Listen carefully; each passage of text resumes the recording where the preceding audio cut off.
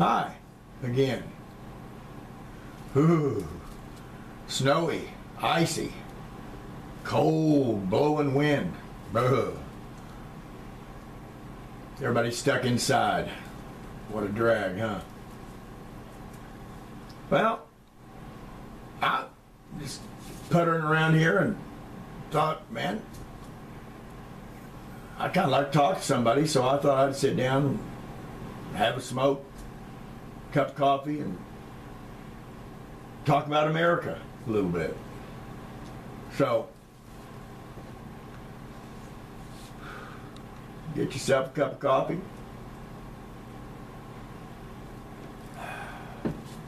Smoke them if you got them or want them. And let's talk a little bit about the United States of America. Now, I'm a student of history, human history, world history, history of civilization, American history, legal history, history of sex, art history, etc., etc.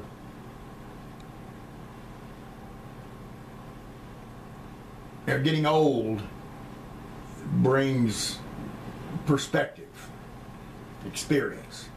One's horizon of observation is much wider than in youth. Investigating history, I have found, reveals patterns.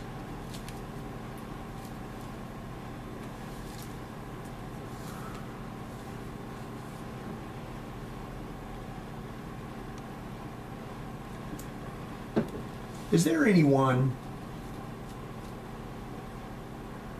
who does not understand that nearly all our domestic social problems, along with our current geopolitical involvement, which is effectively perpetual war, is the result of religious belief? That should be absolutely clear to everyone. Ours is a government of, by, and for religion.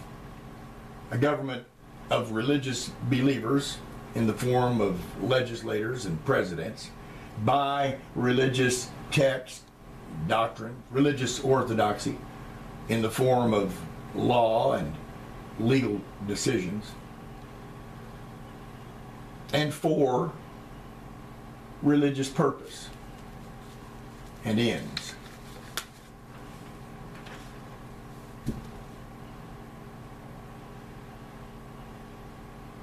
But I know what you're thinking. It says right there in our Constitution that the government will not exclusively promote or establish any religion over another one. But as a nation founded upon the idea of saying one thing while doing another, when I hear that response, I'm not surprised at all. I mean, there is no truth to the belief that so many people hold that our United States of America was established for, created by, or founded upon Christianity. It's not true. Yet there is absolutely no doubt that the moral values and principles expressed in the Bible and expounded by Christians are the overriding and controlling influence among our citizens and upon our nation.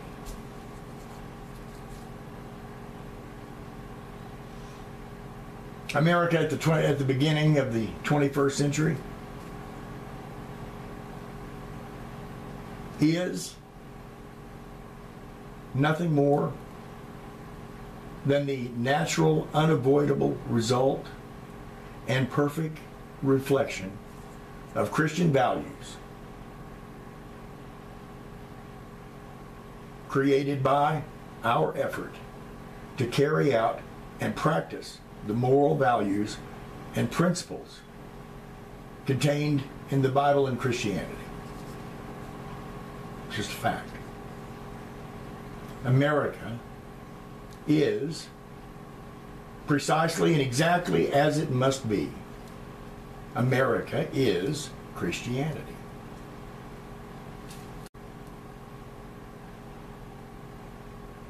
Now, I do not say, nor do I believe, that Christians, for the most part, are as bad as their creeds.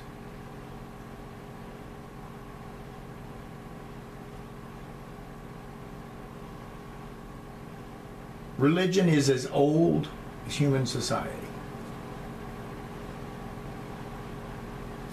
And I firmly believe it must be accessible and available within the marketplace of ideas and commerce. Christianity definitely has a place on the shelf among the choices that citizens can avail themselves of in the free marketplace of spiritual ideas and religious concerns. But Christianity, like every other product or idea, should have to compete for its customers. It should never, never be made into public law under authority of the government. If it is a good, reliable product that lives up to its claims and delivers on all its promises, Christianity, in fact all religions, will have no problem attracting users. And consequently, they should have no fear of competition in the marketplace.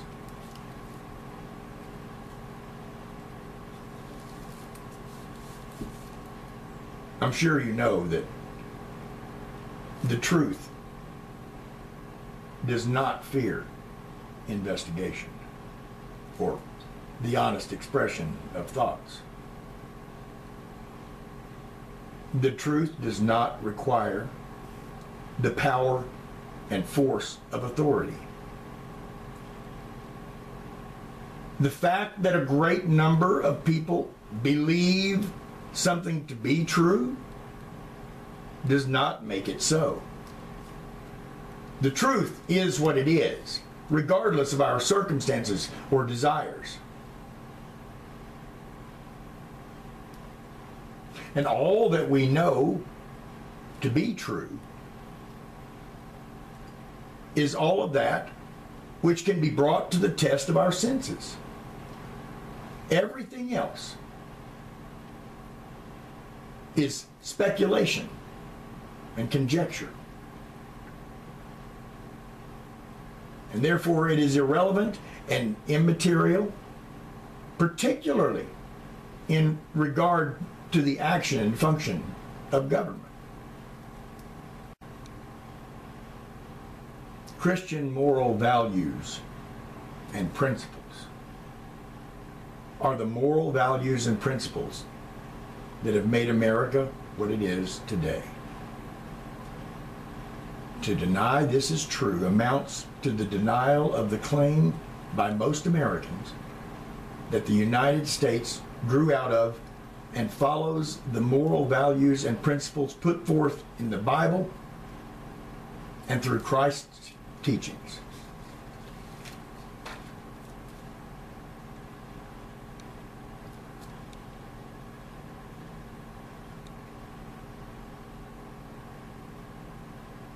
The real history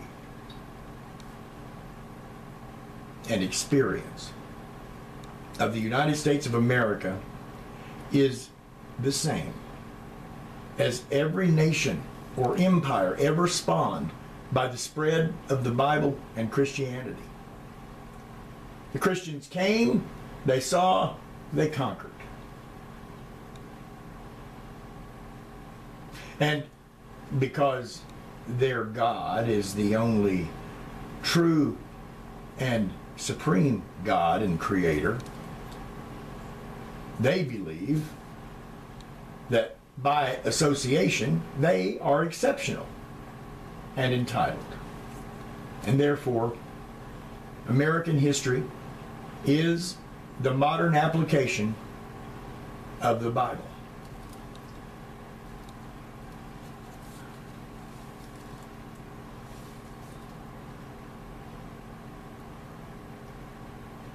This continent was conquered because God wanted it. The native people were given a chance to convert. Some did, most didn't. As a result, they were killed.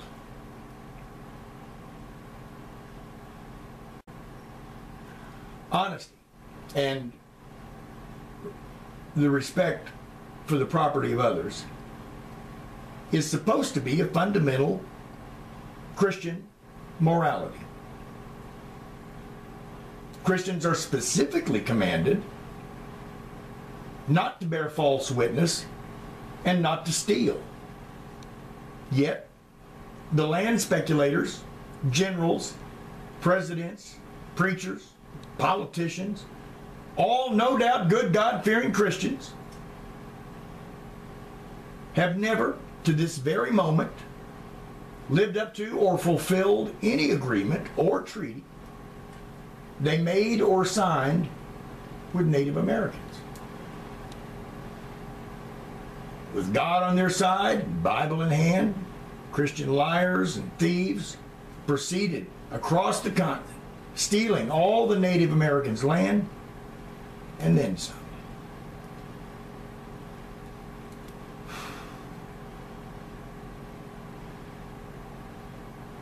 Ours is a shameful history. And contrary to Caucasian Christian historical accounting, our nation was not constructed and developed through the united and cooperative effort of compassionate, peace-loving followers of Christ, practicing the golden rule of do unto others as you would have them do unto you.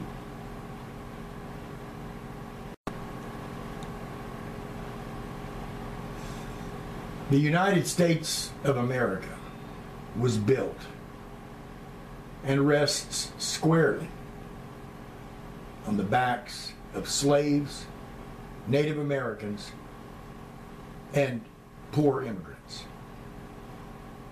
Caucasian Christians bought and imported, used and abused people of many backgrounds and nations to do the labor and the actual building and development of the land they stole. The great wealth of Caucasian Christian capitalists and their Caucasian Christian middle-class lackeys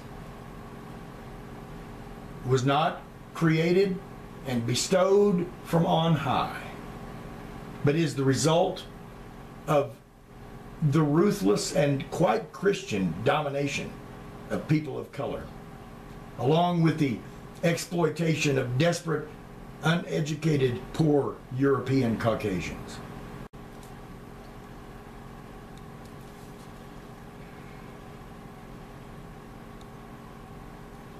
America hides its cruelty and murder, its hubris and greed, with words like united and justice, opportunity and freedom. America conceals its intolerance and racism, oppression and inequality behind the mask of human rights, behind individual responsibility and patriotism. America's advertised claim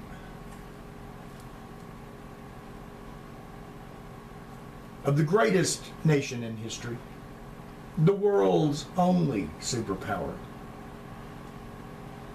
and its claim of cultural superiority is inconsistent with its history. It's inconsistent with the actual experience of most Americans. Christianity's self-proclaimed higher moral values and principles continue to be relentlessly imposed and have governed America's attitudes and actions throughout our history, holding sway over every aspect of our domestic and foreign affairs. Christian morality continues unabated, flourishing, strong as ever. Yet, we are constantly being admonished and berated by powerful and influential priests, preachers, pious prognosticators, and politicians that our nation, our society, the people of our nation have strayed from God's path. Every day we are told in some way or another that we have lost our way and are becoming more sinful and godless. I submit that it is quite the opposite.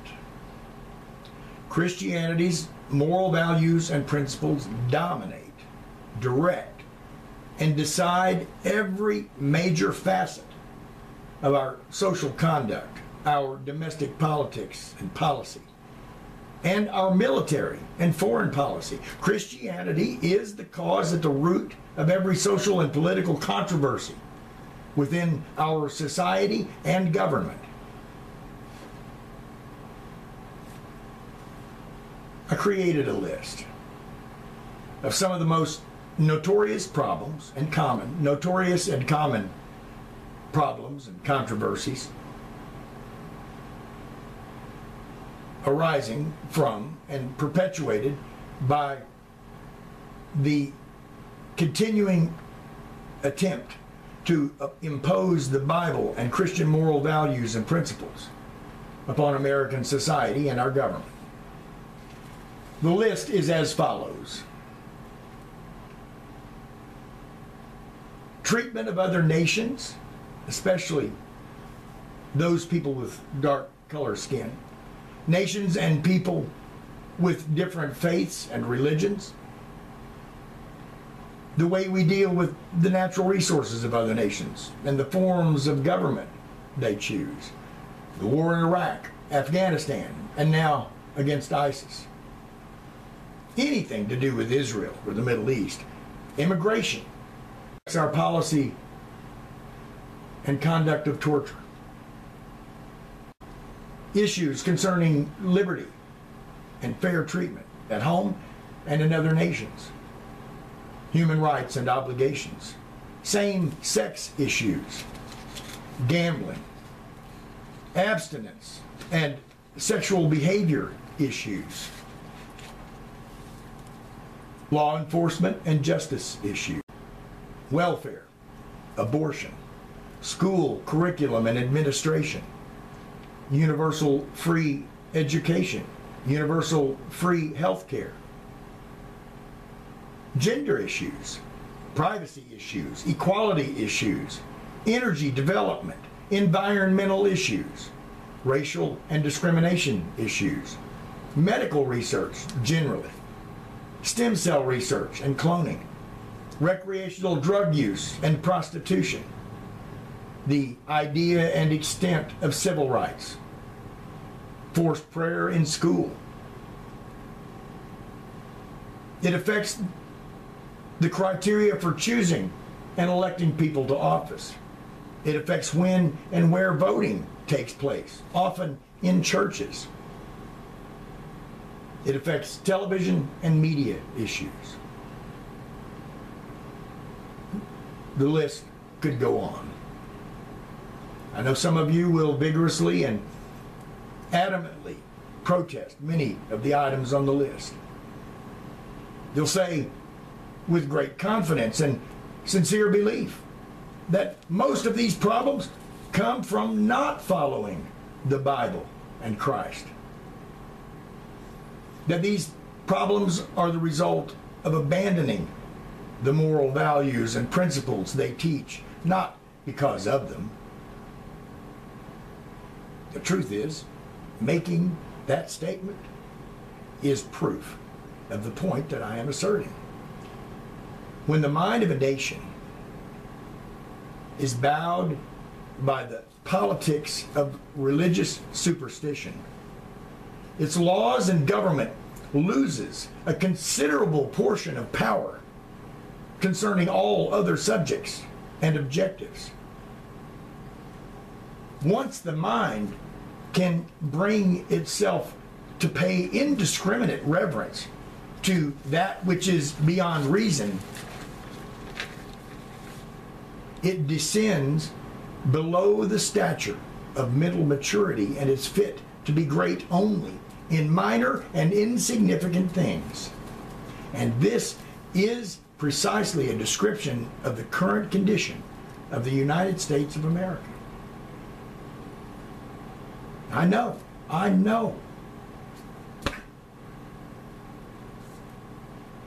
The truth is excruciatingly painful. I understand that. The United States is as it is because it is the living embodiment of biblical and Christian moral values and principles.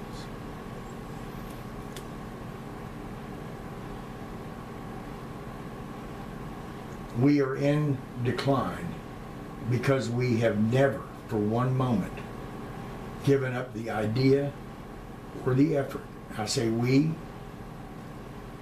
the overwhelming Christian majority in this nation has never given up for one moment the idea or the effort to involve the Holy Bible, Jesus Christ, and the idea of God as ruler and controller as the primary instrument and reason of our government. And religion is an insidious thing, and it has climbed upon the lap of our United States government, and we're paying the price. Well, that ought to warm you up on this cold afternoon. See you later.